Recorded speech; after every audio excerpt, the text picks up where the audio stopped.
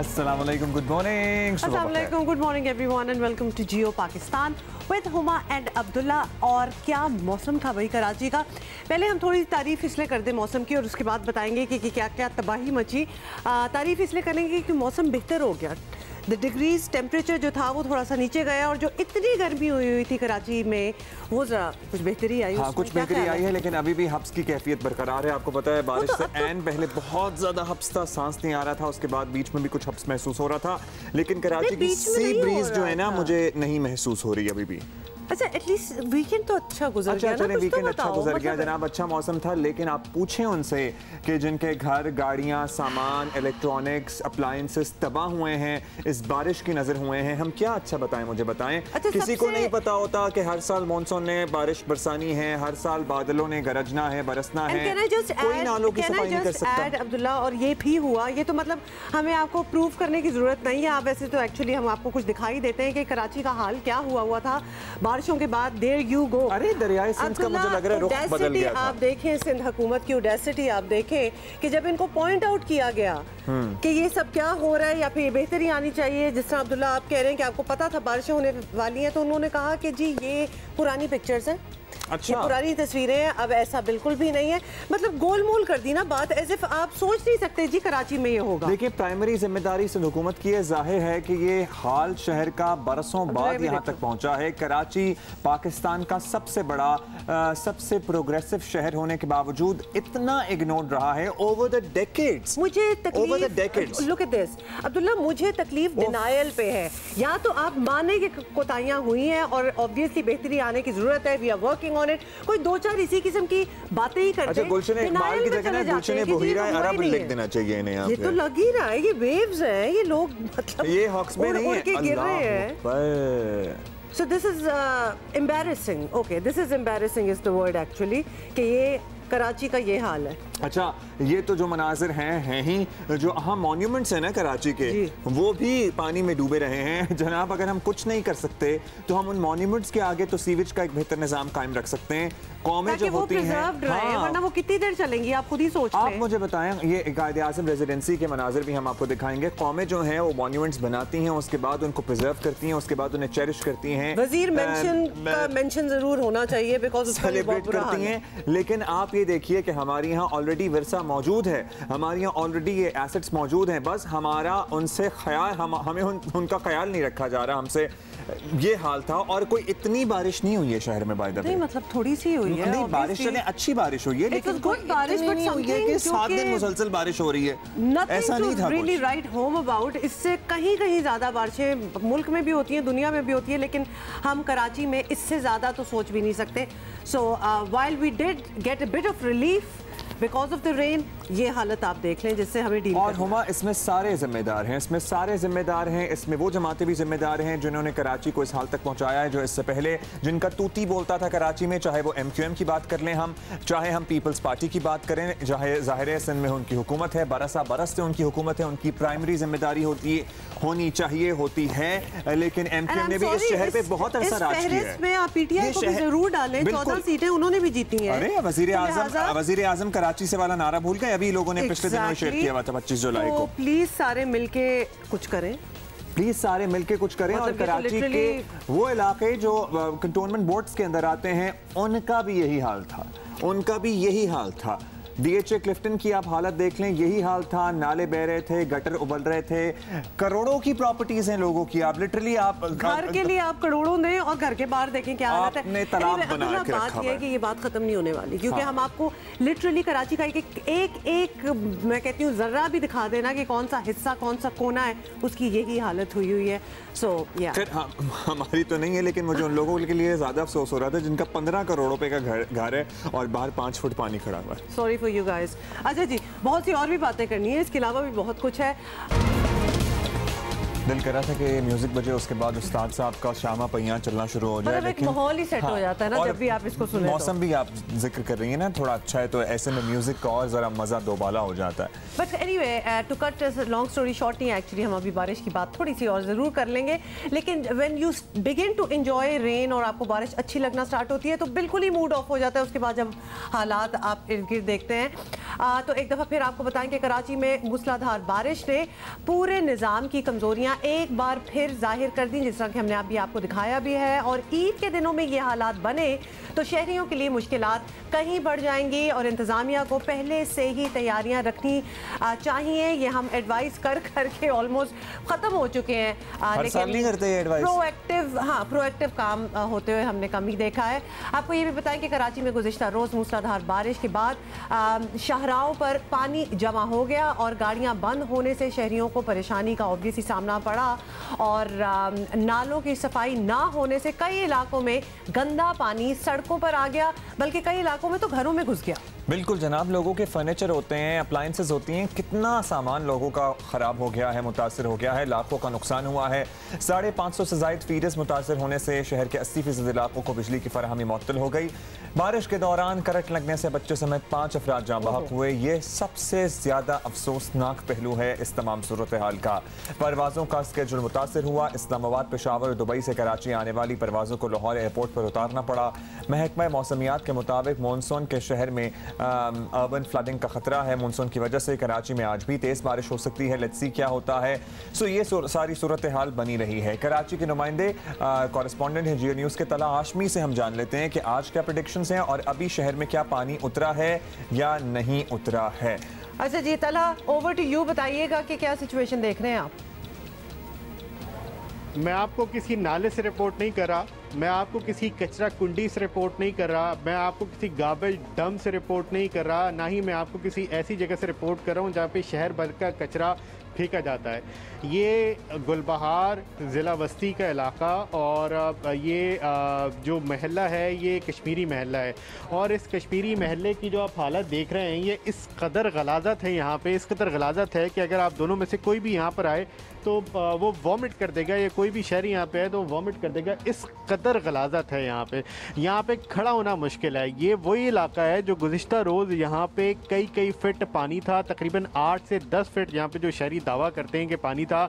एक फ्लोर डूबा हुआ था, वो जो सामने वाला दरवाज़ा है वो बताते हैं कि बिल्कुल डूबा हुआ था, आगे एक गाड़ी डूबी हुई है। हमने आगे जाके फुटेज बनाई है, लेकिन खड़ा होना यहाँ पे इसमें इस कदर गलाज़त और बदबू है कि यहाँ पे खड़ा होना मुश्किल है। और ये एक थिकली पॉपुलेटेड एरिया है। इसके अलावा कराची के दीगर इलाके जो कि नाले के करीब हैं, चाहे वो शरा नूरजहाँ हो, चाहे वो PCHS हो, चाहे वो गुलिस्तान जौहर ब्लॉक 12 हो, चाहे वो गुलजार हिजरी का एरिया हो, नाला और नाले के साथ जो वहाँ पे पानी बह के गुज़िश्ता रोज़ आया था उसके बाद वहाँ पे गंदगी और गलाज़त इस कदर है कि नाकाबिले बयान हद तक है। और जो हुकूमत है, हुकूमत में बैठे लोग, पूरे के पूरे प्लानिंग डिपार्टमेंट, पूरे एग्जीक्यूशन डिपार्टमेंट, ख़ास तौर पे KMC, DMC, mayor, government of Sindh, दीगर इदारे, वो ये क्यों नहीं सोच सकते। बात सिर्फ इतनी सी है और हमेशा की तरह कुछ भी नहीं हुआ। यहाँ का जो पानी निकला है वो खुद ही निकला है, उसको किसी ने नहीं निकाला। इसी तरह शहर के बहुत सारे ऐसे हैं जब पानी खुद ही ड्रेन हो गया है, खुद ही चला गया है पानी, उसको निकाला किसी ने नहीं है। इसी वजह से कराची की जो बेशतर मरकज़ी शराहें हैं वो क्लियर हैं। ज़ाहिर है पानी ने तो अपना रास्ता बनाना होता है, वो शहर के जो थोड़े से ऊपर इलाके हैं वहाँ से नशेबी इलाकों की तरफ ट्रैवल करता है। बाज़ इलाकों में कई दिन खड़ा रहता है। तलहा जिस जगह खड़े थे, कश्मीरी महल्ला, आप देखें कि वो जो ताफुन था ना वो हमें टेलीविज़न स्क्रीन पर देख के महसूस हो रहा था, क्योंकि जब पानी उतरता है और उसके नीचे heaps and heaps of garbage पड़ा रह जाएगा किसी के भी घर के सामने या किसी की भी गली में या किसी के भी मोहल्ले में, तो क्या सूरत हाल होगी। और अभी इस पे तड़का लगना है। अच्छा, तड़का पता है किसका लगना है? ओजड़ी का, खून का और आई हैव अ फीलिंग कि उन दिनों में बारिश की इस तरह फोरकास्ट है नहीं। ममा आपको पता है बारिश हो ही जाती है बकरीद पे, 3-4 साल से तो ये चल रहा है। और अगर ना भी हो तो भी हमारे पास कौन सा सफाई का इंतजाम है? आपको लगता है कि ये 7-8 दिन में बहुत से इलाके अभी भी पानी भरा रहेगा, पानी भरा रहेगा, गायब हो जाए?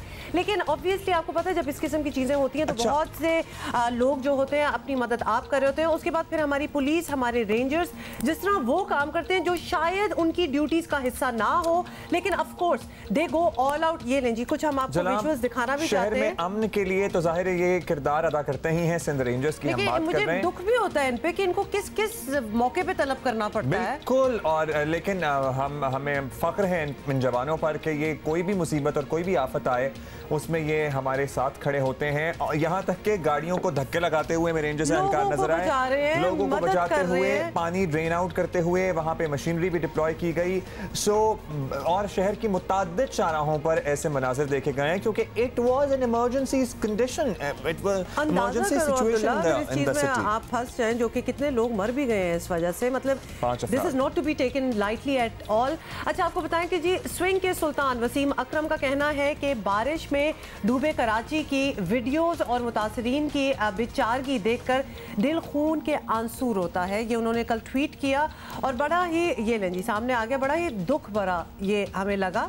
He was really pained by what he was seeing around. हाँ, वसीम अकरम की मुस्तकिल रिहाइश कराची में है और उनके मुताबिक कराची में नकासियात का मसला हल तलब है। हमें अपने खूबसूरत शहर को दोबारा ठीक करना होगा, लेकिन शायद पीपीपी हुकूमत को वसीम अकरम की बातें बुरी लग गई। वसीम अकरम को जवाब देते हुए वजीर बल्दियात नासिर हुसैन शाह ने कहा कि वो अपने पड़ोसी वसीम अकरम को दावत देते हैं कि उनके साथ शहर का दौरा करें। वसीम अकरम कराची की सड़कों का जायजा लें और देखें कि किस तरह पानी का निकास किया गया है। वसीम अकरम, अगर आप मुखलिस हैं तो शहर का दौरा ज़रूर करेंगे, और अगर आपने सिर्फ सुनी सुनाई बातों पर बयान दिया है तो आपसे ज़्यादा गैर जिम्मेदार शहरी कोई नहीं है। मे भी वसीम अकरम का जो मोहल्ला है और जाहिर है कि शहर का पॉश तरीन इलाका ही होगा और है भी, वहाँ पे पानी का मसला हो, और तो अगर पॉश और नो पॉश सारे इलाके एक जैसे थे। ड्यू अपॉलजीज नासिर हुसैन साहब, मतलब ये कोई जवाब था आपका?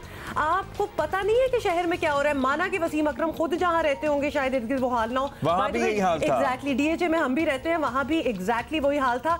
तो लिहाजा अगर आपके इर्द गिर्द नहीं है तो you have no right to say anything. Karachi शहर है भाई, सारों का शहर है, और दिल दुखता है वाकई जब हम देखते हैं कि क्या हो रहा है क्या नहीं, और आप डिनायल में अभी तक। ये मुझे अब्दुल्ला डिनायल बुरा लगता है। जब डिनायल होता है ना तो फिर बेहतरी की तरफ कोई भी स्टेप लिया नहीं जाता है। लगता है आप हम सारों को कह रहे हैं हम सारे अंधे हैं, हम लोगों को रियलिटी का पता नहीं है और आपको सब कुछ पता है। प्लीज ला के दिखा दें वो कराची जो आप देख रहे हैं। का हाल देख लें आप, गुलशन इकबाल का हमने आपको हाल दिखाया, हमने आपको वजीर मेंशन के अतराफ का इलाका दिखाया। ये अहम मकामात हैं शहर के। जाहिर है यहाँ पर पानी नहीं खड़ा होना चाहिए था, यहाँ पर कोई सिस्टम होना चाहिए था। अगर आप समझते हैं कि शहर में निकासी आपका कोई निज़ाम है ही नहीं तो बनाएं।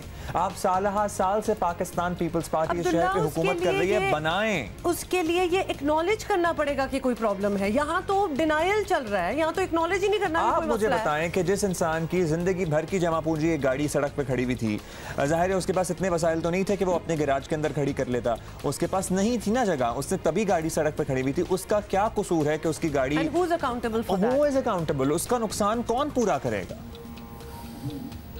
All right, so there you go. Now you've seen it. और please ownership ले, own it, own the issues जो आप लोगों के बने हुए हैं। हम सबकी बात करना चाहेंगे। जाहिर है प्राइमरी जिम्मेदारी पाकिस्तान पीपल्स पार्टी की है, क्योंकि वहाँ यहाँ इस शहर से में सिंध हुकूमत ही जाहिर है बराजमान है, वही राज करती है पूरे सूबे पर। वज़ीर आला सिंध की प्राइमरी जिम्मेदारी है, लेकिन एट द सेम टाइम हम और जो दीगर जमातें शहर की स्टेक होल्डर्स रही हैं, और अब तो चले कहते हैं ना हमारे पास इख्तियारात नहीं है, मेयर कराची की हम बात कर लें, लेकिन कराची पर राज किया MQM ने। और ये शहर का हाल 1-2 साल में नहीं होता, ये साल की नेग्लिजेंस के बाद शहर इस हाल तक पहुंचता है। अच्छा, by the way, as you can tell that we are very sensitive about it, this is our adopted city, और जब हम इस शहर की हालत देखते हैं तो हमारी भी आंखों से ना खून के आंसू ही निकलते हैं। सबने ना अपना हिस्सा बटोरा है अच्छी तरह। हाँ, सबने, everybody has taken their share out of the city, but nobody has invested a penny in this city. Nobody wants to take responsibility. We need to move on. अच्छा जी, आपको बताएं, अब नैब की भी थोड़ी सी बात कर लेते हैं कि नैब की कार्रवाइयों और सुप्रीम कोर्ट के फैसलों के बाद नैब कवानीन में तब्दीलियों और मुस्तकबिल के लिए बड़े फैसले करने का माहौल बन गया है। और ख्वाजा बरादरान की जमानत पर सुप्रीम कोर्ट के फैसले के बाद नैब में फौरी इस्लाहात की आवाज़ें बुलंद हो गई हैं। मुस्लिम लीग नून और पीपल्स पार्टी हम आवाज़ होकर नैब की मौजूदा शक्ल को ख़त्म करने का मुतालबा कर रही हैं। नैब और हुकूमत मिलकर ये फैसला कर लें कि इस इदारे को ख़त्म करें। ये आज नैब की हकीकत है, ये इस हुकूमत की हकीकत है। इनको शर्म आनी चाहिए, ये पढ़ लें। और वो कहते हैं चुल्लू भर पानी में डूब मरे। असूली तौर पे नैब नामी अदारे के वजूद का कोई जवाज़ बाकी नहीं। नैब को ख़त्म किया जाना चाहिए। एहतसाब का नया कानून पार्लियामेंट को तश्कील देना चाहिए। सुप्रीम कोर्ट की तरफ से नैब के बारे में बहुत तफसीली फैसला आया है। नैब का अदारा अब गैर आईनी बन चुका है। अब सुप्रीम कोर्ट के फैसले के बाद हुकूमत को अपोजिशन के साथ मिलना चाहिए, काम करना चाहिए, ताकि हम एक नया इदारा खड़ा कर दें।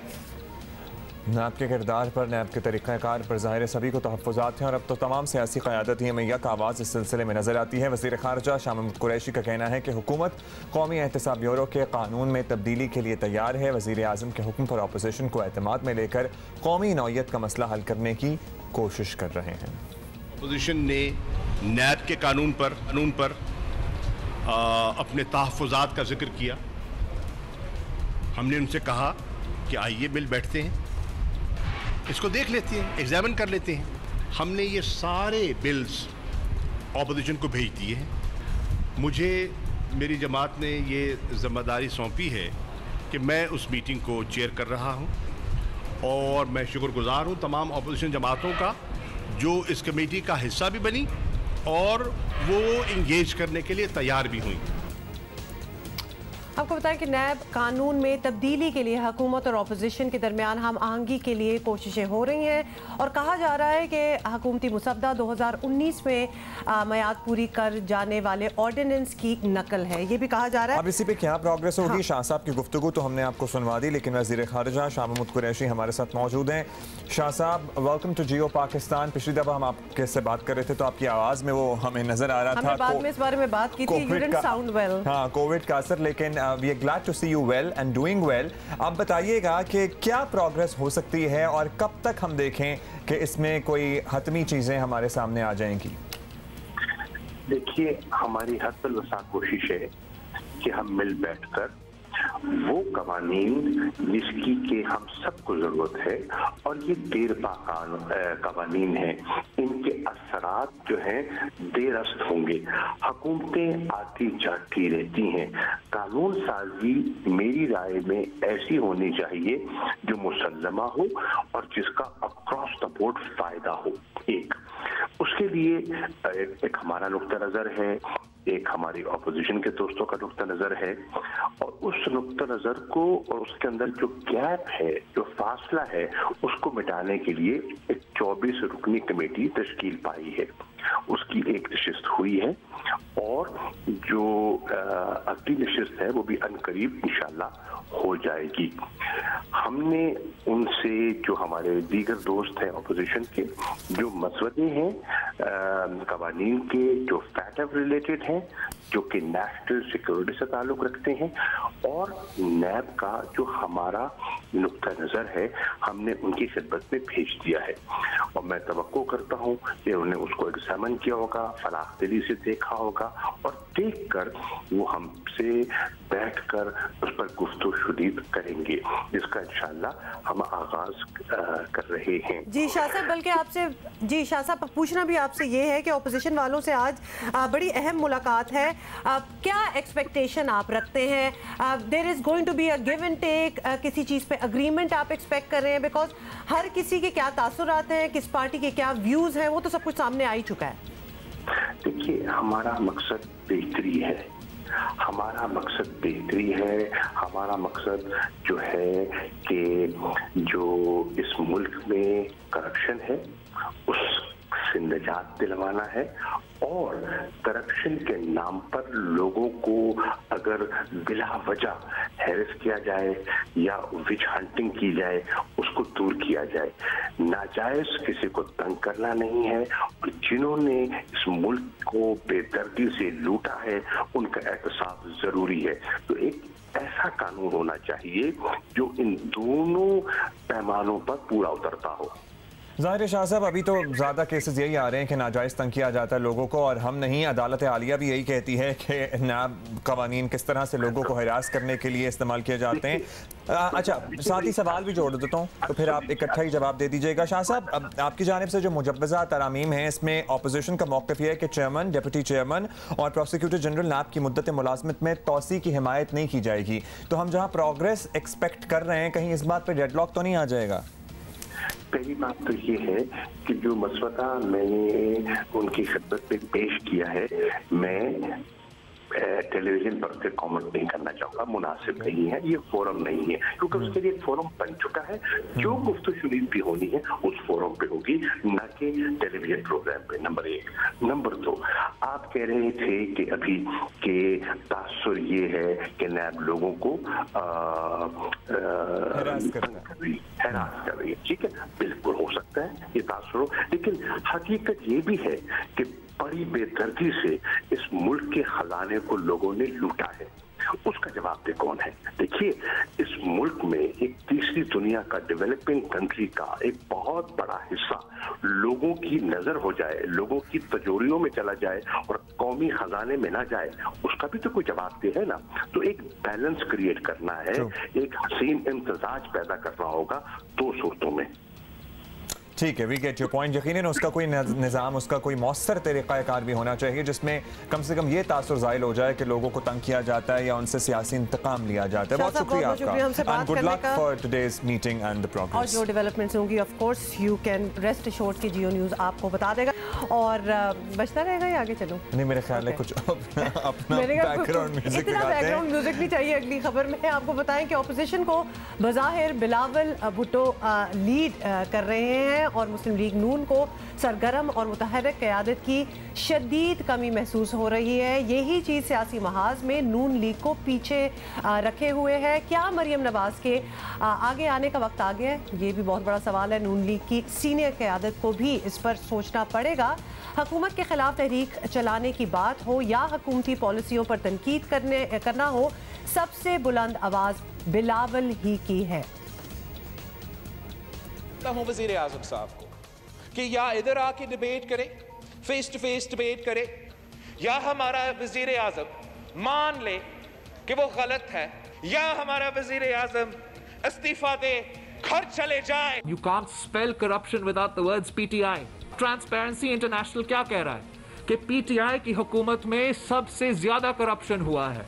पीटीआई की हुकूमत, इमरान खान की हुकूमत तारीख में पाकिस्तान का सबसे करप्ट तरीन हुकूमत रहा है। मालूम जब्बा में करप्शन, इनका फॉरेन फंडिंग केस में करप्शन, शुगर पे करप्शन, आटा पे करप्शन, तेल पे करप्शन, हर पाकिस्तानी का जेब पे डाका।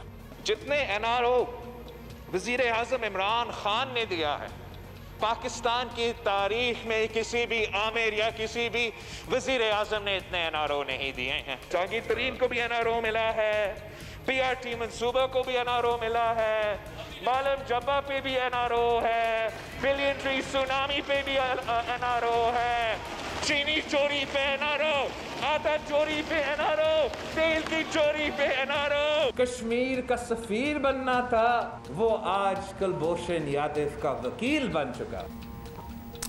अपोजिशन की सबसे बड़ी जमात तो मुस्लिम लीग नून है। अपोजिशन लीडर का ओहदा भी उसी पार्टी के सदर शहबाज शरीफ के पास है, लेकिन छोटे मियाँ साहब मंजर से गायब रहते हैं। ताहयात पार्टी कायद नवाज शरीफ लंदन में है, मगर उनका भी कोई बयान पढ़ने सुनने को नहीं मिलता। शहबाज शरीफ का मामला यह है कि अपोजिशन की APC में उनकी शिरकत भी सेहत की बेहतरी से ही मशरूत है, और इस वक्त मुस्लिम लीग नून के पास कोई चेहरा हो सकता है तो मरियम नवाज हैं, लेकिन उन्होंने मुस्तकिल खामोशी की पुरअसरार चादर ओढ़ रखी है, या फिर कुछ मसलहत है। शायद नून लीग के कायदीन को किसी अच्छे वक्त का इंतजार है या अच्छे हालात का, लेकिन इस इंतजार में बिलावल बाजी ले गए तो नून लीग को इसकी कीमत, सियासी कीमत पर्टिकुलरली चुकाना पड़ सकती है। अच्छा, लेकिन how does Noon league feel about it, ये भी तो हमें पता करना है। इस वक्त हमें ज्वाइन किया मेजबान प्रोग्राम नया पाकिस्तान शहजाद इकबाल ने। शहजाद, सबसे पहले आपसे यही पूछना चाहेंगे कि इस वक्त सियासी मैदान में जैसी गर्मा गर्मी चल रही है, उसमें अपोजिशन के सबसे नुमाया लीडर बिलावल भुट्टो ही नजर आ रहे हैं, तो मुस्लिम लीग नून के लिए इसमें तशवीश का पहलू होना चाहिए या उनको फर्क नहीं पड़ता? तशवीश इसलिए होनी चाहिए कि जो क़यादत है PMLN की वो इस वक्त मुकम्मल तौर पर कॉम्प्रोमाइज़ नज़र आ रही है। नवाज शरीफ साहब कहते हैं कि वो अलील है और मुल्क से बाहर है, इसलिए पार्टी की क़यादत नहीं कर सकते। मरीम नवाज साहबा मुकम्मल तौर पर खामोश है, वो पार्टी की क़यादत इस वक्त नहीं कर रही, तो ये दोनों तो कॉम्प्रोमाइज़ नज़र आ रहे हैं। शहबाज शरीफ साहब जो कि हैं पाकिस्तान में, लेकिन कभी तबीयत की वजह से, कभी किसी और वजह से वो भी खामोश हो जाते हैं। तो जब क़यादत सामने नहीं आएगी, पार्टी को लीड नहीं करेगी, तो जाहिर सी बात है आपकी जमात एक भरपूर तरीके से ऑपोजिशन नहीं कर सकेगी। और मेरे ख्याल से ये वजह है तशवीश की जो PMLN को होनी चाहिए। जो हालात हैं उससे समझौता कर लिया है बज़ाहिर ऐसा लगता है कि नून लीग ने, और फिलहाल वो ये समझते हैं कि पाकिस्तान तहरीक इंसाफ की जो हुकूमत है वो अच्छा परफॉर्म नहीं कर रही, कारकर्दगी नहीं है। लेकिन नून लीग का ऐसा कोई इस वक्त इरादा नहीं लगता कि वो हुकूमत को धक्का देंगे। वो समझते हैं कि ये दीवार गिर रही है, लेकिन इस गिरती हुई दीवार को वो धक्का नहीं देंगे। और उसकी एक बड़ी वजह यही नज़र आती है कि इस वक्त ये समझौता कर लिया है कि हालात ये नहीं है कि हम हुकूमत को गिराने का सोचें या हुकूमत में खुद आने का सोचें। मेरे ख्याल से वो टाइम गेन करने की कोशिश करेंगे। नवाज शरीफ साहब कुछ अर्सा बाहर रहेंगे, शहबाज शरीफ साहब खामोश रहेंगे, मरीम नवाज साहबा कोई एक्टिव रोल नहीं प्ले करेंगी। और शायद हो सकता है, मुमकिन हो सकता है कि जब इलेक्शंस का वक्त करीब आए तो इसके बाद ये तीनों जो है एक एक्टिव रोल प्ले करें। और देखना यह है कि शहबाज शरीफ उसमें कितना एक्टिव रोल प्ले करते हैं। तो बिलावल भुट्टो ज़रदारी साहब तो अपनी सियासत कर रहे हैं, पार्टी के चेयरमैन है, पार्टी को लीड कर रहे हैं, चाहे असेंबली में हो, असेंबली से बाहर हो। अब तो हर इशू पर आके वो एक बयानिया बनाने की कोशिश करते हैं इमरान खान के खिलाफ या हुकूमत के खिलाफ, तो वो तो अपना एक्टिव रोल प्ले कर रहे हैं। तशवीश की बात वो नहीं होनी चाहिए नून लीग के लिए, तशवीश की बात ये होनी चाहिए कि उनकी अपनी क़यादत खामोश है। तशवीश की बात यह होनी चाहिए कि उनकी क़यादत खामोश है, कॉम्प्रोमाइज़्ड है। अच्छा शहजाद, एक तो APC और हुकूमत मुखालिफ तहरीक की सियासत है, उसके बाद बदलियाती इंतखाबात हैं, आम इंतखाबात का नंबर भी ज़ाहिर आ सकता है।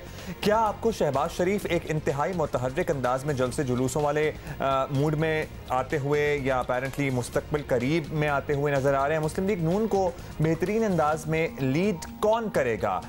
अगर ज़ाहिर है उनकी सेहत के मसाइल हैं तो वो तो इतने एक्टिव नहीं हो सकते, फिर अल्टरनेटिव मरियम ही बचती हैं।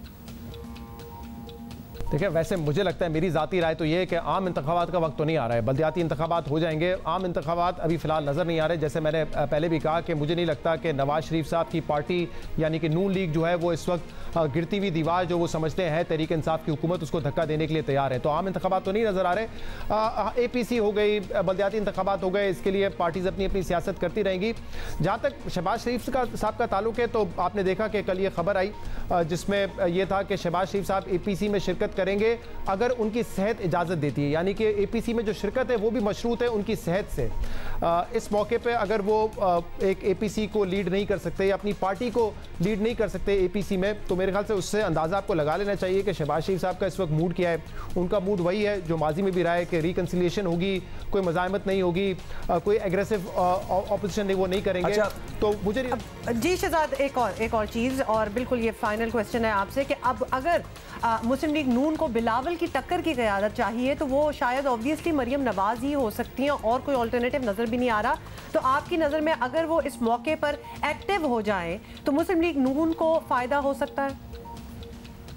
पाकिस्तान में क्योंकि पॉलिटिकल पार्टीज़ की जो सियासत होती है उससे ज़्यादा वो शख्सियत परस्ती होती है, तो क्योंकि मरियम नवाज साहबा पहले भी क्राउड पुलर रही हैं, नवाज शरीफ साहब की साहबजादी हैं, एक पोजीशन लेती हैं, डट के पोजीशन लेती हैं, तो I am sure Noon league के जो फॉलोअर्स हैं वो आज अगर खड़ी होती हैं तो वो उनके पीछे ज़रूर खड़े होंगे। लेकिन हर मरतबा ऐसा होता नहीं है ना। आपको देखें कितनी मरतबा आप जो है खामोश हो जाएंगे, फिर आप सियासी तौर पर एक्टिव हो जाएंगे, फिर आप खामोश हो जाते हैं। तो कहीं ना कहीं जो आपका स्विंग वोट है, ख़ास तौर पर जो आपकी तरफ आना चाहता है, सोच रहा होता है, वो तो इससे मुतासर होता है। वो ये देखता है कि इलेक्शन से पहले आप लोगों ने एक बयानिया बनाया कि वोट को इज्जत देंगे, डट के मुकाबला करेंगे तमाम कुव्वतों का, फिर जब इलेक्शंस हो गए, जेल हो गई, तो आप लोगों ने कॉम्प्रोमाइज़ कर लिया। आपके जो दूसरे रहनुमा है पार्टी के वो जेल जाते रहे, वो आकर मीडिया पे बात करते रहे, लेकिन जो टॉप लीडरशिप है वो खामोश है। तो शायद जो एक कटर आपका वोटर होता है वो तो आपके साथ खड़ा होगा, आप चाहे 5 साल खामोश रहें या आप 10 साल खामोश रहें। जब नवाज शरीफ जिला वतन हुए थे वो वापस आए, आपने देखा पंजाब में उन्होंने हुकूमत बना ली। तो मुझे कोई शक नहीं है कि वो जो स्ट्रॉन्ग होल्ड है PMLN का पंजाब में, जो उनका वोटर है वो तो मरियम नवाज के पीछे खड़ा हो जाएगा। लेकिन जो दरमियाना वोटर है, जो स्विंग वोटर है, वो ये ज़रूर सोचता होगा कि कितनी मरतबा आप एक्टिव होंगे सियासत में, कितनी मरतबा खामोश होंगे, वो इधर उधर डिविएट ना हो जाए। और ज़ाहिर है पढ़े लिखे लोगों की तादाद में जिस तरह, पर्टिकुलरली नौजवानों की तादाद में जिस तरह इजाफा हो रहा है, तो कट्टर वोटर तो एक होते हैं, लेकिन बहुत से पर्टिकुलरली नौजवान तबका जो है ना वो फिर सोच समझ के एनालाइज करके अपने वोट का फैसला करता है और उनका वोट बड़ा फैसला कौन हो सकता है। बहुत शुक्रिया आपका शहजाद। अभी हम और बिलावल के बारे में हम ये कहना चाहेंगे, बड़ी अच्छी बात है ऑपोजिशन को आप लीड कर रहे हैं, लेकिन अपने सूबे में अगर परफॉर्मेंस बेहतरीन परफॉर्मेंस का तड़का भी लग जाएगा ना तो ये एक कंप्लीट पैकेज बन जाएगा। बहुत ही अच्छी बात है, लेकिन एक रिमाइंडर टू बिलावल, सिंध का तो ख्याल रखें। मतलब मैं I am sorry, I have to reiterate कि कराची का क्या हाल है, और कराची से बाहर निकले तो वो तो एक स्टोरी ही ऑल टुगेदर कुछ और है, लेकिन इस वक्त क्या हो रहा है इधर, आप जरा शहर का हाल देखें।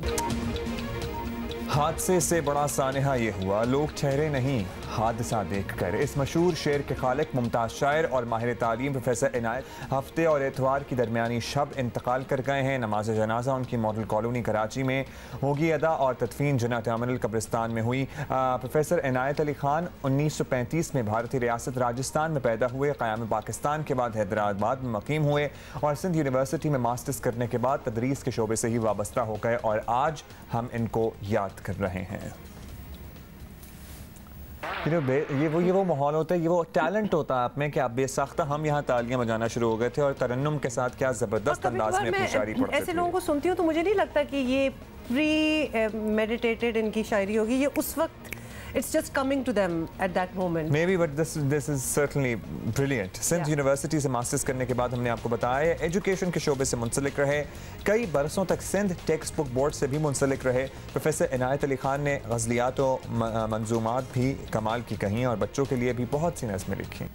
और फिर ऐसे लोगों का एक ह्यूमर लेवल भी ना एक अखीर किस्म का ह्यूमर लेवल है। बहुत सी चीज़ें कह जाते हैं बहुत कहे बगैर। अच्छा जी, ये एक ट्रिब्यूट, और आज अगर थोड़ा सा आप लेट उठ रहे हैं तो दैट्स फाइन, क्योंकि अब्दुल्ला ब्रेक में कह रहे थे आपको भी थोड़ी सी मंडे ब्लूज हुए हैं। जनाब मंडे ब्लूज तो आपको पता है होते ही हैं, लेकिन एट द सेम टाइम हमें किसी ने लिखा, अभी आप ही मुझे बता रही थी कि लाहौर की सूरत हाल नहीं बताई। देखिए लाहौर और कराची की सूरत हाल का बारिश के बाद कंपैरिजन नहीं हो सकता, क्योंकि लाहौर में जितनी भी बारिश हो जाए उसके कुछ देर के लिए प्रॉब्लम ज़रूर हो सकती है, लेकिन कराची का जो हाल होता है, क्योंकि हमने दोनों शहरों की बारिशें देखी हुई हैं, इसलिए आप तसव्वुर ही नहीं कर सकते। और बड़ा ही सिंपल सी एक एक्सप्लेनेशन है कि जिस लेवल की बारिश लाहौर में होती है और जितनी थोड़ी सी बारिश इधर होती है, मतलब ज़मीन आसमान का फ़र्क है। वो इतनी ज़्यादा बारिश को कभी कभार बहुत ही ज़्यादा हो जाए तो बहुत बुरा हाल हो जाता है और फिर सेटल हो भी जाता है। यहाँ तो अभी भिनक पड़ रही होती है कि बारिश होने वाली है और यहाँ सारी चीज़ें वैसे ही ढेर हो जाती हैं। So please don't take it to heart, there is really no comparison. मतलब अगर कंपैरिजन लाना तो फिर तो इस्लामाबाद को ले लो, जहाँ क्लाउड बर्स्ट टाइप बारिशें होती हैं लेकिन पानी फिर पहाड़ों में निकल जाता है। तो it is how the cities are constructed, so please इतने अच्छा, सिटीज़ की कंस्ट्रक्शन से मुझे एक बात याद आ रही थी जो कि मैं काफ़ी दिन से करना चाह रहा था, लेकिन बस जहन से निकल जाती थी। अगर आपने नोट किया है तो आप भी मुझे बताइएगा, लेकिन मेरा पर्टिकुलर पर्सनल एक्सपीरियंस यही है, and I was reading up on this, कि हमारे बचपन में या कुछ साल पहले तक या 10-12 साल पहले तक जितनी चिड़िया, स्पैरो जैसे हम कहते हैं ना, वो छोटी वाली चिड़िया हमें अपने इर्द गिर्द अपनी घर की मुंडेरों पे, अपनी खिड़कियों पे बैठी हुए, एट टाइम्स अपने घर के अंदर भी आते हुए नजर आती थी, उनकी तादाद बहुत कम हो गई है, बहुत ही कम हो गई है। और इसकी बड़ी वजह है ये मोबाइल कंपनीज के टावर्स, ये चिड़ियाँ इनमें टकराती हैं, इनमें फंसती हैं, बहुत कुछ होता है। तो इनकी कह रहे हैं बहुत हद तक रिसर्चर्स का ये कहना है कि चिड़ियों की नस्ल कुशी का सबब बन रहे हैं ये मोबाइल टावर्स, और it imbalances our ecosystem as well. अच्छा, so this needs to be addressed as well. बहुत सी चीज़ें हम आपको बताते हैं जो हम नोटिस कर रहे होते हैं कि क्या हो रहा है क्या नहीं, और उसके बाद ऑब्वियसली तफसील भी उस पर बात हो जाएगी। लेकिन अभी और भी बड़ी प्रॉब्लम्स तो आपको बताया ना, माशाल्लाह मसले बड़े भरे हुए हैं। तो प्रॉपर सीन कर लिया इन्होंने, घोड़ा शोड़ा मंगा के प्रॉपर गेटअप शेटअप करके उसके बाद म्यूजिक बैकग्राउंड के साथ पूरा फिर एक माहौल क्रिएट करना होता है ना, ऐसे ही तो नहीं आके फिर आप कह सकते। अच्छा, ये एंगल का नाम जो है ना ये आप ही लीजिएगा, क्योंकि मुझे अर्तुरुल ही आता है, वो जरा आसान है। एंगल की बाय द वे आज बर्थडे भी है, लिहाजा जो असली अर्तुरुल है ना तो उनकी आज सालगिरह भी है, तो हैप्पी बर्थडे उनको भी हम कह लेंगे। लेकिन सबसे पहले हमारी टॉप स्टोरी फर्स्ट आपको बताएं कि मौलाना फजल रहमान के भाई की बतौर डेप्यूटी कमिश्नर कराची तैनाती पर हंगामा बरपा है और वफाकी हुकूमत हो या कोई जिम्मेदारी लेने को तैयार ही नहीं है। बस हर कोई एक दूसरे पर इल्ज़ामात की बौछार कर रहा है और सूबे में हिज़्ब इख्तिलाफ की दो बड़ी जमातों यानी तहरीक इंसाफ और मुत्तहिदा कौमी मूवमेंट की जानिब से सख्त एतराज़ात उठाए गए हैं। PTI ने तो ज़ियाउर रहमान के खिलाफ बाकायदा अदालत जाने का ऐलान किया है। पीपल्स पार्टी और मौलाना साहब के दरमियान CBM के तौर पे एक DC का तोहफा दिया गया। खुसूसी मेहरबानी की गई और मौलाना साहब को डील के टोकन पे तौर के रेंटा धरना का एडवांस के तौर पर DC साहब दे दिए गए उनको। जाली डोमिसाइलों की गूंज के साथ साथ जाली DC भी आ चुके हैं मैदान में। लेकिन जियो न्यूज़ को मिलने वाली दस्तावेजात के मुताबिक वफाक ने मौलाना फजलुर रहमान के भाई को सिंध भेजने का हुक्मनामा जारी किया। वफाक ने जनवरी 2020 में 19 ग्रेड के ऑफिसर ज़ियाउर रहमान की खिदमात सिंध को दी हैं। ज़ियाउर रहमान पंजाब में भी मुख्तलिफ ओहदों पर कायम रह चुके हैं, खिदमात सर अंजाम देते रहते हैं। अब तहरीक इंसाफ ये इल्ज़ाम लगा रही है कि बिलावल भुट्टो और मौलाना फजलुर रहमान के दरमियान एक डील हुई है, जिसके नतीजे में ज़ियाउर रहमान को तैनात किया गया है। अब थोड़ी सी कन्फ्यूजन हो गई है, क्योंकि पाकिस्तान तहरीक इंसाफ की कराची की क़यादत तो पीपल्स पार्टी और JUIF के दरमियान इसे डील का नतीजा करार दे रही है, लेकिन जो डॉक्यूमेंट्स हैं वो कहते हैं कि the federal has appointed him in Karachi. बिल्कुल, और हमें ज्वाइन किया तहरीक इंसाफ के रहनुमा हलीम आदिल शेख साहब में। हलीम आदिल शेख साहब, सबसे पहले तो आपसे ये पूछ लें कि ज़ियाउर रहमान साहब एक ब्यूरोक्रेट हैं और बहुत सालों से सर्विस में हैं, मुख्तलिफ सूबों में काम कर चुके हैं, बड़ा एक्सपीरियंस है उनका, तो कराची में उनकी तैनाती पर आपको एतराज़ क्यों है? तो इससे पहले अगर वो सारा कुछ गलत होता रहा तो क्या हम भी गलत चलाएं? बिल्कुल ऐसा है, उनको भिजवाया गया, वो डिप्टी कमिश्नर चकवाल रहे, वहाँ उन्होंने बड़े धरने के दिनों में हमारे साथ खैरियत पूछी, हमारे वर्कर्स की बड़ी ज़्यादतियाँ की। चूँकि वो ट्रेन नहीं थे प्रोफेशनली, वो PMS के ऑफिसर नहीं थे, तो बात यह एक ऑफिसर का वो कैडर नहीं है। और आपको पता है सुप्रीम कोर्ट के फैसले आ चुके हैं, हाई कोर्ट का फैसला मौजूद है कि कोई भी नॉन कैडर ऑफिसर डेपुटेशन पे कैडर पोस्टिंग पे नहीं हो सकता। तो क्या सिंध में सिंध बंजर नहीं है, सिंध बांझ नहीं है, बड़े अच्छे अच्छे ऑफिसर्स मौजूद हैं सिंध में, या फेडरल गवर्नमेंट के कोई ऑफिसर आ जाएं, आते रहे। कितने सारे पख्तून, पंजाबी बलोच सब सिंध में ये सर्विस करते हैं, सिंध के पंजाब में, पंजाब के KP में, KP के बलूचिस्तान में, ये ट्रेडिशन। लेकिन एक गैर कानूनी तरीके से कन्वर्ट हुआ एक सियासी बुनियादों पर उसको अगर ऐसा करेंगे तो, लेकिन चूँकि ये एक सियासी रिश्वत दी गई मौलाना फजलुर रहमान साहब को, धरने का जो एक रेंटा धरना दिया गया उसके टोकन के तौर पे उन्होंने कहा होगा, जैसे पहले भी बहुत सारी चीज़ें सुनते रहते हैं, मैं नहीं कहूँगा परमिट शर्मिट का सुनते हैं, परमिशन का सुनते हैं, ये एक सियासी रिश्वत के टोकन के तौर पे दिया गया। अच्छा, आप कह रहे हैं कि इसमें बाकायदा मिली भगत शामिल है पाकिस्तान पीपल्स पार्टी की और टोकन के तौर पर यह ओहदा दिया गया है। ये बताइएगा हलीम साहब, कहा यह जा रहा है कि सिंध हुकूमत ने नहीं, वफाकी हुकूमत ने ज़ियाउर रहमान को सिंध डेपुटेशन पर भेजा है, तो इसकी ज़रा वजाहत कर दीजिए। नोटिफिकेशन वगैरह भी मौजूद है, तो आप इसकी तरदीद करते हैं या आप इस मामले की इंक्वायरी करेंगे या मालूमात पहले इकट्ठी कर लेंगे और उसके बाद को प्रेस कॉन्फ्रेंस करेंगे? बिल्कुल आप ठीक फरमा रहे हैं कि जो नोटिफिकेशन है DC लगने का वो तो मुमताज़ शाह साहब का है, और दूसरा नोटिफिकेशन जो है वो इस्टेब्लिशमेंट डिवीज़न का बताया गया है। लेकिन पता होना चाहिए कि सिंध गवर्नमेंट ने रिक्विजिशन दी थी, उन्होंने कहा था कि अफसर हमें चाहिए, हमारे पास कोई अच्छा अफसर नहीं है DC लगने के लिए। मतलब सिंध गवर्नमेंट ने रिक्विजिशन दी, और जब कोई सूबा किसी 18-19 ग्रेड के लिए रिक्विजिशन दे तो वफाक दूसरे सूबे उसको रिस्पेक्ट करते हैं।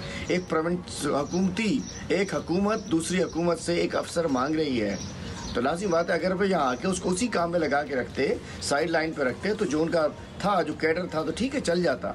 लेकिन उन सिंध गवर्नमेंट ने मांगा, और उसके बाद जो सिंध में जब वो आ गए हैं, सिंध में आने के उनका समझिए तैनाती जो है उनकी बहैसियत डिप्टी कमिश्नर, वो गैर कानूनी है, हाई कोर्ट और सुप्रीम कोर्ट के फैसलों से मुतजाद है। और मैं दोबारा तस्दीक कर दूँ कि वफाकी गवर्नमेंट ने इस्टेब्लिशमेंट डिवीजन का नोटिफिकेशन है वो in the response of Sindh government requisition है। सिंध गवर्नमेंट ने रिक्विजिट किया तो वफाक ने KP से लेकर उनको हवाले कर दिया। वैसे सेक्शन 20A के तहत कोई भी प्रोविंशियल सर्विस का अफसर जो है प्रोविंशियल एक सूबे से दूसरे सूबे में नहीं जा सकता है। वैसे अब ऑनेस्टली आज़ाद साहब, वी वर एक्सपेक्टिंग कि आप कोई और एक्सप्लेनेशन देंगे। सिंध ने मांगा और वफाक ने दे दिया, तो प्रॉब्लम क्या है? मतलब ये बहुत ही कंफ्यूजिंग बात है। उधर ही रोक देते अगर आपका मूड नहीं था। रिस्पेक्ट करते हैं फिर सूबे की ऑटोनॉमी का, तो फिर आप अदालत जाने का मतलब it does not make sense. शुरू में ही इसको रोक लेना चाहिए था। एनीवे, अब ये एक तैनाती जिस भी बुनियाद पर हुई है, लेकिन किसी ना किसी हद तक मुतनाज़ हो चुकी है, तो आपका बुनियादी मुतालबा अब क्या है? क्या ज़ियाउर रहमान साहब को हटा दिया जाए तो आपकी तसल्ली हो जाएगी, या तैनाती की जो है वो तफ्तीश भी कराना चाहते हैं? You want to get to the bottom of it, करना क्या है? बात है कि इनका हटना तो लाजमी है, ये तो गैर आईनी तरीके से लगे, गैर कानूनी है। मगर उस पर तो कंटेम्प्ट ऑफ कोर्ट लग सकता है चीफ मिनिस्टर साहब पे कि आपने हाई कोर्ट के मना करने के बावजूद एक नॉन कैडर ऑफिसर हमारे पास बड़े अच्छे अच्छे सिंध में अफसर मौजूद हैं, DMG के अफसरान मौजूद हैं। तो बात यह है कि इनको हटना तो पड़ेगा। हमने अपील भी की है प्रोविंशियल गवर्नमेंट से KP की, और हमने फेडरल गवर्नमेंट से भी कहा है कि गैर कानूनी तरीके से भेजा गया। और देखिए उनकी जो पोस्टिंग है ना सेंट्रल, उसके अंदर से स्मेल आ रही है कि उनको चूंकि PTI का ज़िला है तो चुन के उनको वहाँ लगाया गया कि अभी डिलिमिटेशन होनी है, इनको कुछ अर्से इन्होंने एडमिनिस्ट्रेटर रहना है और PTI का कान मरोड़ सकें। बात यह कि इनको हटना तो ज़रूरी है, लेकिन हमारी तसल्ली नहीं होगी। हम चाहते हैं कि जिस साजिश के तहत इनको लगाया गया, सिंध में जिसने इनकी लगाने के ऊपर समरी की, उसके खिलाफ कानूनी कार्रवाई होनी चाहिए। और ये समरी इसकी रिक्विजिशन दी गई है, मतलब इसको CM डायरेक्टिव्स पे इनको DC पोस्ट किया गया है। और उसके बाद चीफ सेक्रेटरी ऑफिस से जब लॉ एडवाइज़र और एडवोकेट जनरल से भी कमेंट लिए गए तो उन्होंने भी गैर कानूनी कमेंट दिए गए। मैं समझता हूँ CM office, law adviser, advocate general ने तीनों ने गैर कानूनी काम करवाया चीफ सेक्रेटरी साहब से। उनके खिलाफ कार्रवाई होनी चाहिए और इसकी पूरी तफ्तीश होनी चाहिए। शुक्रिया आपका हलीम साहब। आपने कहा कि इनको हटना तो होगा ही, लेकिन एट द सेम टाइम ये किन अहकामात के तहत लगाया गया है इन्हें? साजिश के तहत। तो वो साजिश भी बेनकाब करना चाहती है पाकिस्तान तहरीक इंसाफ। अब ये साजिश क्या है, वज़ीर बल्दियात सिंध नासिर हुसैन शाह साहब से पूछ लेते हैं। शाह साहब, मौलाना फजलुर रहमान के भाई की बतौर DC कराची सेंट्रल तैनाती को मुख्तलिफ जमातें एक सियासी तकर्री और बल्दियाती इंतखाबात पर असरअंदाज होने की कोशिश कह रहे हैं। सिंध हुकूमत का इस पर जाहिर है कि हम जानना चाहेंगे स्टांस क्या है, क्योंकि आपके सियासी मुखालिफिन तो कह रहे हैं कि साजिश हुई है हमारे खिलाफ। देखें, वो जिस सर्विस से हैं वहाँ से आए हैं, KP से यहाँ पे। पहले वो पंजाब में भी रहे हैं, DCO खुशाब रहे हैं, दीगर पोस्ट पे रहे हैं, KP में मुख्तलिफ उस पे रहे हैं। फिर अभी कुछ माह से उनको फेडरल गवर्नमेंट की तरफ से यहाँ भेजा गया था, रिक्विजिशन में भी सिंध गवर्नमेंट की हो, तो इसलिए उसमें कोई सियासी इस तरह की बात नहीं है, ना ही असरअंदाज होने की बात है कि ये तो एक खामखा के इल्ज़ामात हैं। और हम जब पाकिस्तान की बात करते हैं तो जो भी अफसर जिस भी इलाके से ताल्लुक़ रखते हों वो कहीं भी लग सकते हैं कानूनी और आईनी तौर पर। अच्छा, ये भी बता दें नासिर हुसैन साहब के अब जबकि इस तैनाती पर इतना हंगामा हो गया है, ये तैनाती जो है ये मुतनाज़ हो चुकी है, तो क्या अब ज़ियाउर रहमान साहब को इसी पोस्ट पर रखना मुनासिब होगा, या मसला ऑब्वियसली किसी ना किसी तरीके तो आपको ये हल करना होगा, ख़त्म करना होगा, तो सोचा क्या है, क्या प्लान है? देखें, ये इस पर देखें क्या होता है। आपने तो भी मुझसे सवाल किया, इसलिए मैंने आपको इसका जवाब दिया। इसको देखा जाएगा कि मे बी ये कंटिन्यू करें, मे बी ट्रांसफ़र हो, लेकिन कोई ऐसी हतमी बात मैं इस वक्त नहीं कह सकता। मैं सिर्फ इसी पे कहूँगा कि जो लोग बहुत ज़्यादा तंज कर रहे हैं फेडरल गवर्नमेंट से और की तरफ से, वो अपनी गवर्नमेंट से तो पूछें कि उन्होंने इनको क्यों भेज दिया।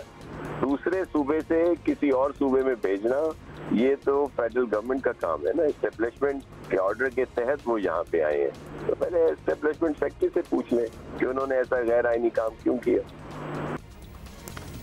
अच्छा शाह साहब, आपके साथ तो ये एक सवाल जाहिर है कराची की बारिश का भी बनता है, क्योंकि इससे पहले हम वसीम अकरम साहब की ट्वीट पे आपका जवाब भी देख रहे थे। तो जो हाल कराची का हुआ है वो सबके सामने है। मुसलसल 13 साल से सूबे में पाकिस्तान पीपल्स पार्टी की हुकूमत है और दुनिया का ये वाहिद मेट्रोपॉलिटन होगा जिस पर कोई तवज्जो नहीं दी जाती है। इसमें सब बराबर के जिम्मेदार है, लेकिन सबसे ज्यादा जिम्मेदारी शाह साहब पाकिस्तान पीपल्स पार्टी की बनती है। देखिए, आपने देखा होगा ये 2-3 दफा बारिशें हुई हैं, लेकिन उसके 1-2 घंटे के बाद काफी सूरत हाल बेहतर हुई है। और वैसे भी जो भी बड़ी शाराएं हैं वो मोटरेबल हैं और वो रुकती नहीं है। और लेकिन कुछ लोगों को जरूर दुश्वारियां हुई हैं, परेशानियां हुई हैं। मैं आपके तवज्जुह से उनसे माजरत भी करता हूँ। हम अपनी पूरी कोशिश कर रहे हैं और ईद के लिए भी एक प्रॉपर इंतज़ाम हमने किया है। Solid waste management, KMC, DMCs और हम सब ने मिलकर पूरी कोशिश करेंगे कि अपने जो लोग हैं, भाई बहन हैं, हमारे बुजुर्ग हैं, बच्चे हैं, उनको इस तरह की तकलीफ ना हो और बेहतर इंतजाम हों। और इसके लिए हमने अभी से काफ़ी काम करना शुरू कर दिया है। बहुत शुक्रिया नासिर हुसैन शाह साहब हमसे बात कर रहे थे। For anybody who is interested regarding बारिशें, तो वो कह रहे हैं कि काम शुरू कर दिया है और माजरत कर लिए, और हर साल यही माजरतों का सिलसिला जारी रहेगा इसी तरह। मैंने तो रोक लिया अपने आप को, मैं कुछ नहीं कह रही। आबिदी साहब बहुत दिनों बाद एक्चुअली आज हमारे साथ हैं और करियर काउंसलर हैं, एजुकेशनिस्ट हैं, बहुत सी अच्छी एडवाइस भी देते हैं बहुत से स्टूडेंट्स को। आबिदी साहब अस्सलाम वालेकुम। आबिदी साहब, कहा जा रहा है कि कोरोना के बाद मुख्तलिफ प्रोफेशंस के लिए बिल्कुल नए और जदीद स्किल सेट्स या स्पेशलाइजेशंस की ज़रूरत पड़ेगी, तो आप नौजवानों को क्या मशवरा देंगे ताकि वो बदलते ये जो सारे रुझानात हैं और नई मार्केट्स हैं उनके लिए, उनके मुताबिक कोई अपना जो है करियर वो चूज़ करें? कोविड के बाद बहुत सारी चेंजेस आएंगी और तकरीबन हर सब्जेक्ट एरिया में, चाहे वो सोशल साइंस से मुताल्लिक हो, चाहे वो हेल्थ साइंस से मुताल्लिक हो, चाहे वो आईटी या टेक्नोलॉजी या इंजीनियरिंग से मुताल्लिक हो, दुनिया जो है अपने पर्टिकुलरली पोस्ट ग्रेजुएट जो मास्टर्स प्रोग्राम होंगे उनके कंटेंट को ज़रूर रिविज़िट करेंगे, और वो डिग्रीज़ जो हेल्थ साइंसेस के अंदर हैं, बायोमेडिकल साइंसेस के अंदर हैं, इवन सोशल साइंसेस के अंदर हैं, मसलन कंज्यूमर बिहेवियर के अंदर जो चेंज आया है हमने सब ने देखा पेंडेमिक में।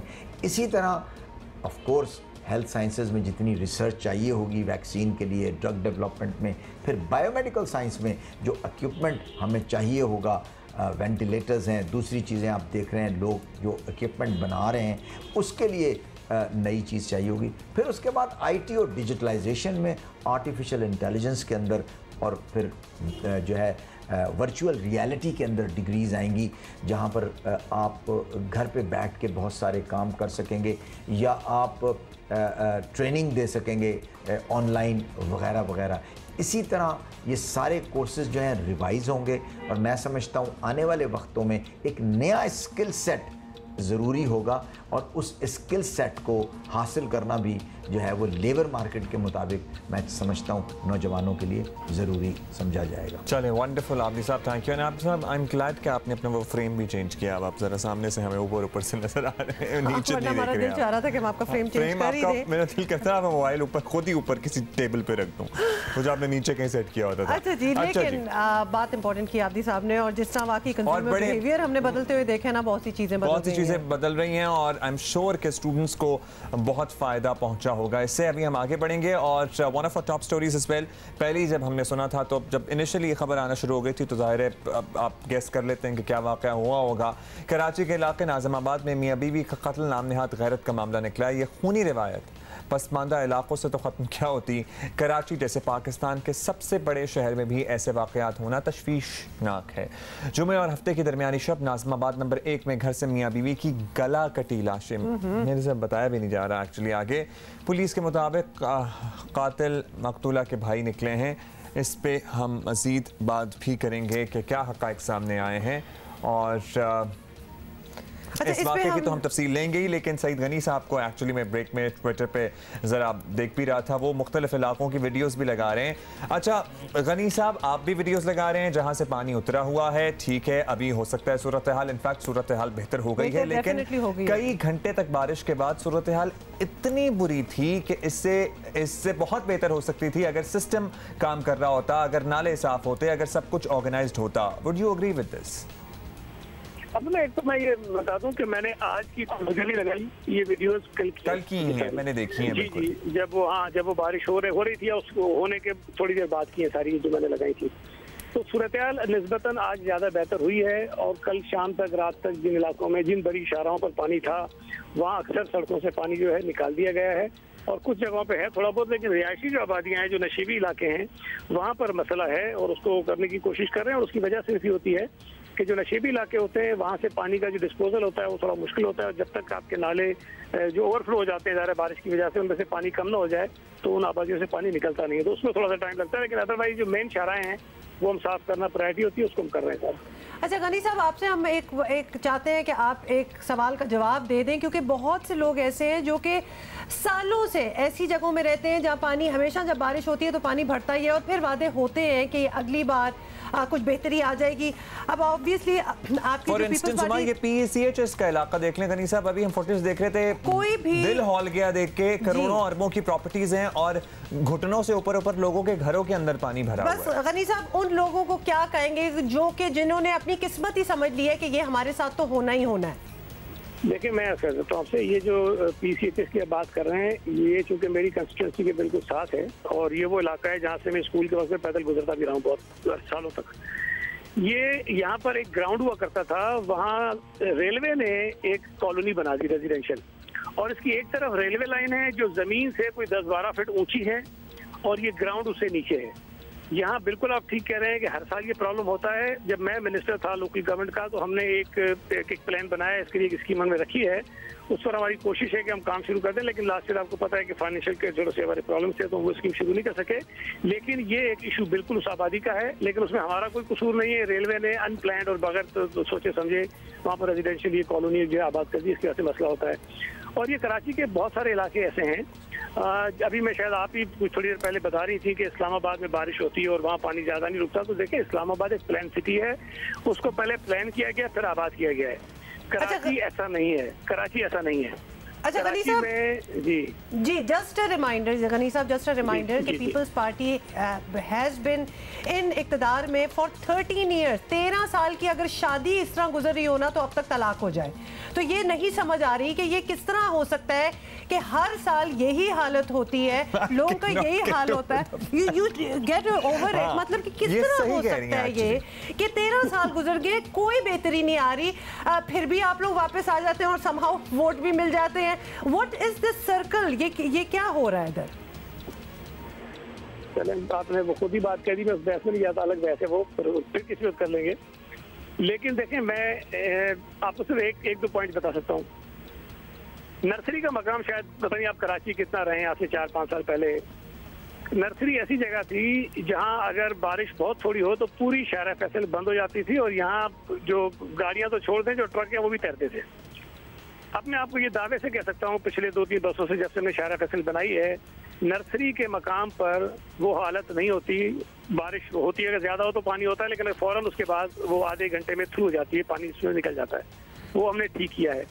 इसी तरह पिछले कोई 2-3-4 सालों में जितनी बड़ी शाराएं हमने रीडू की हैं कराची शहर में, और अक्सर शाराओं पर स्टॉर्म वाटर ड्रेन नहीं था, हमने उन सबके साथ बनाया है और वहाँ वो सूरत हाल नहीं है। लेकिन मैं फिर कह रहा हूँ, कराची बहुत बड़ा शहर है। अगर आप ये सब तवक्को करें कि तमाम इलाकों में बारिश होगी तो वहाँ पानी नहीं रुकेगा, तो ये इम्पॉसिबल है। जो नशेबी इलाके हैं वहाँ पानी बिल्कुल रुकेगा। और एक प्रॉब्लम जो सबसे बड़ा हमें फेस करना पड़ता है, और लोग शायद परेशानी में करते हैं, मैं नहीं कहता कि जान के करते होंगे, कि बारिश होते ही लोग सीवरेज की मेन होल कवर जो है वो हटा देते हैं। मेन होल कवर हटाने से सीवरेज की लाइनें जो बरसात के पानी के लिए नहीं होती हैं, उनके अंदर बहुत ज्यादा पानी जाता है, उनकी तो गनी साहब, आप ये कह रहे हैं कि बरसात के पानी के निकास का निजाम इस शहर में इतना परफेक्ट है कि लोग अपनी फ्रस्ट्रेशन में वो मैन होल कवर्स भी ना उठाएं, क्योंकि जाहिर है कुछ समझ नहीं आ रहा होता ना उन्हें। नहीं अब्दुल्ला, मैं समझा दूं। देखिए, ये बड़ी कॉमन सेंस की बात है। जो आपकी सीवरेज की लाइनें होती हैं, वो कहीं 6 की लाइन होगी, कहीं 8 की, कहीं 12 की, कहीं 16 की, इस तरह की लाइनें होती हैं आम आबादियों में। अगर वो वैसे ही अपनी फुल कैपेसिटी पे चल रही होती है, अगर आप मैनुअल कवर हटाएंगे और उसके अंदर 6 इंच की लाइन के अंदर आप 60 इंच का पानी डालेंगे तो जाएगा नहीं, ओवरफ्लो करेंगी लाइनें वो सारी। तो वो पानी कहाँ जाना है? बरसाती नाले भी तो नहीं है ना साफ हुए पे। मेरे भाई सुने जरा, देखिए, बरसाती पानी जो होता है, जब किसी भी जगह पानी ज्यादा आता है तो एक तो नेचुरल फ्लो जहाँ जहाँ होता है वो पानी जाता है, लेकिन जहाँ उसका डिस्पोजल होता है, जहाँ जब डिस्पोजल पे पानी कम होना शुरू होगा तो पानी गिरेगा ना। अगर किसी नाले में भी उसका डिस्पोजल है और नाले की गुंजाइश से ज्यादा पानी आएगा तो वो ओवरफ्लो करता है और उसको वक्त लगता है। ये बिल्कुल तवक्को ना करें कि पानी बारिश हो रही होगी, पानी उसके साथ साथ निकल रहा होगा, खासतौर पर नशेबी इलाकों से नहीं जा सकता ये। तो ये थोड़ी सी चीजें होती हैं जो बहरहाल मैं ये नहीं कह रहा हूँ कि लोग जान के करते हैं, लोग बेचारे परेशानी में ढकने हटा देते हैं मैनुअल कवर के, लेकिन इसलिए मसला पैदा होता है। थोड़ा इस पर अगर एहतियात करें तो कम से कम वो जो गटर का पानी लोगों के बारिश के पानी में मिक्स हो जाता है वो नहीं होगा। अच्छा गनी साहब, फाइनली ये भी बता दें कि जब सूबाई बजट हो रहा होता है तो ऐसे कामों के लिए, जब आपको पता है कि क्रिटिसिज्म भी ओवरवेलमिंग मिलेगी और जस्टिफाइड भी होगी, you have to agree with us, तो बजट में एलोकेशन ऐसे कामों के लिए क्यों नहीं एक्स्ट्रा रखी जाती? हर साल के बजट में कराची के जो बड़े नाले हैं उनके लिए एलोकेशन होती हैं और उन पर काम मुस्तकिल हो रहा होता है। मैं एक तो इत्तेफाक से महमूदाबाद नाला मेरी कंस्टिट्यूंसी में है, गुजर नाला एक डिस्ट्रिक्ट सेंट्रल में है, ये 2 बड़े नाले हैं।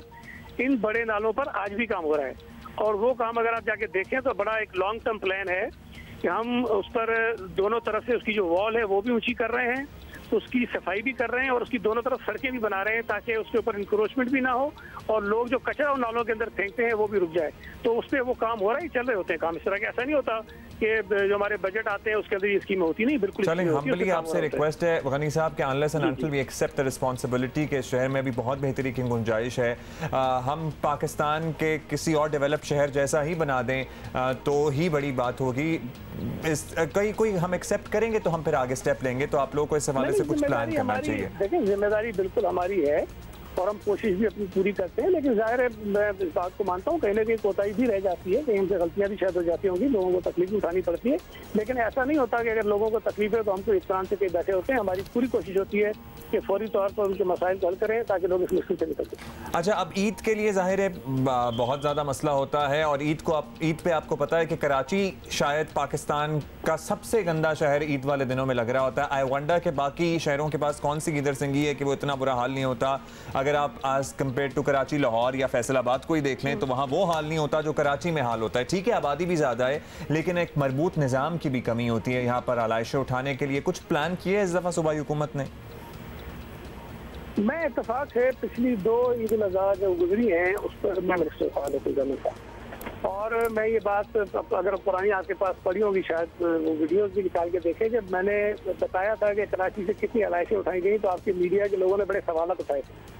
और फिर हमने जब साबित किया कि पेशावर ने क्या बताया है, लाहौर ने क्या बताया है, पिंडी में क्या बताया गया है, तो उसके मुकाबले में हमारी बात जो है वो दुरुस्त साबित हुई थी। कराची के अंदर आलाइशें उठाने का निज़ाम निस्बतन बहुत बेहतर कर लिया है, लेकिन होता ये है कि अगर 10 जगहों पे लोग आलाइशें नजर आ जाए तो आपकी जो कैमरा मैन है वो दिखा देते हैं, लेकिन 10,000 जगहों से जाकर साफ गनी साहब टाइम बिल्कुल हमारे पास सॉरी खत्म हो गया। बहुत शुक्रिया आपका, thank you so much. I hope के वो हाल ना हो इस ईद पर। अभी हम इंशाल्लाह आपसे कल मुलाकात करेंगे। See you tomorrow.